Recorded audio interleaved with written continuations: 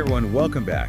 Today we are diving deep into the world of AI, specifically what's going on in 2024. Yeah, should be interesting. So we've got this excerpt here. It's called The Rise of Artificial Intelligence in 2024. And well, honestly, it's kind of blowing my mind. This is definitely a hot topic. Like, we all know AI has been a thing, but it's not just suggesting what to watch on Netflix anymore. We're talking about AI shape, like basically everything. Healthcare, art, even composing music.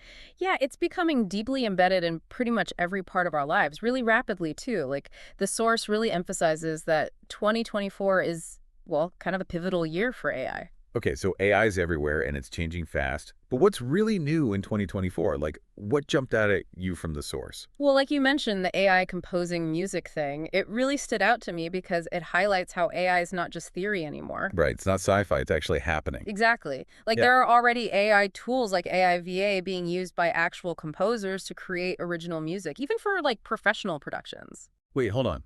AI is writing music for real movies and stuff. It is, and it uses, algorithms and data from existing music to create new pieces. Hmm. It's so advanced that it's making some people wonder if, in a few years, we'll even be able to tell the difference between human-composed music and AI-generated music. Whoa, that's a little freaky, but also kind of awesome. Right.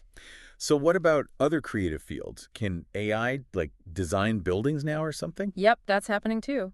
Architects are using AI for all sorts of tasks, like generating floor plans, figuring out the best building layouts for energy efficiency, and even making 3D models just from, design parameters. So is it, like, replacing architects? Or is it more of a tool? It's definitely more of a tool, a really powerful one. It's not replacing the architect's creativity, it's just giving them a whole new set of ways to express it. It's like this incredible collaboration between humans and AI. I see, like, AI is the assistant, not the boss. Exactly. And that collaboration is really clear in healthcare, too, which the source also talks about. Like, AI is revolutionizing medical diagnoses, especially when it comes to cancer detection. Oh, yeah. Tell me more about that. Well, get this. AI can actually analyze medical images like scans and x-rays and spot patterns that even the best doctors might miss. Seriously. It can see things doctors can't. It can. It's incredible.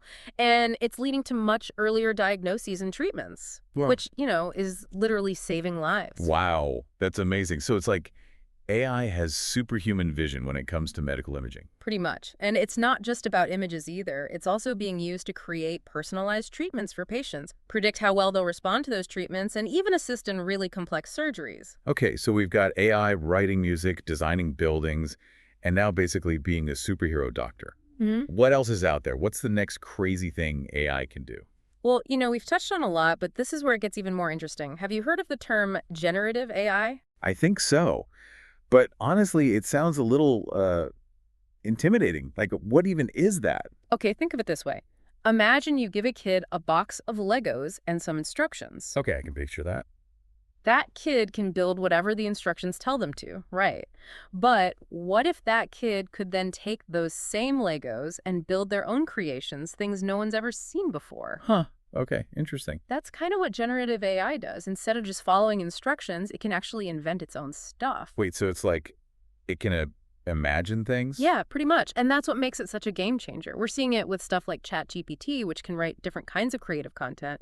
And then there's Midjourney, which generates these super realistic images just from text prompts. So, like, I could tell it to draw me a picture of, I don't know, a cat riding a unicorn on Mars, that it can actually do it. Exactly. It's wild. And what's even cooler is that generative AI isn't just for art and entertainment. It's being used for all sorts of things, like discovering new drugs and materials. Okay, so we've covered a lot. AI is composing, designing, diagnosing, and now inventing. Is there anything it can't do?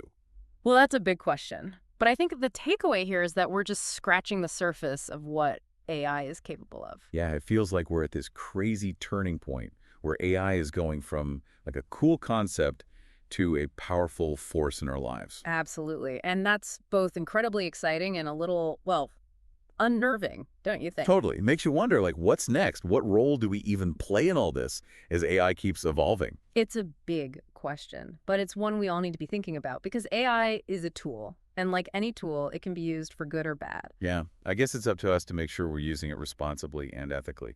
It's definitely a lot to think about. It is, and it's a conversation we need to keep having.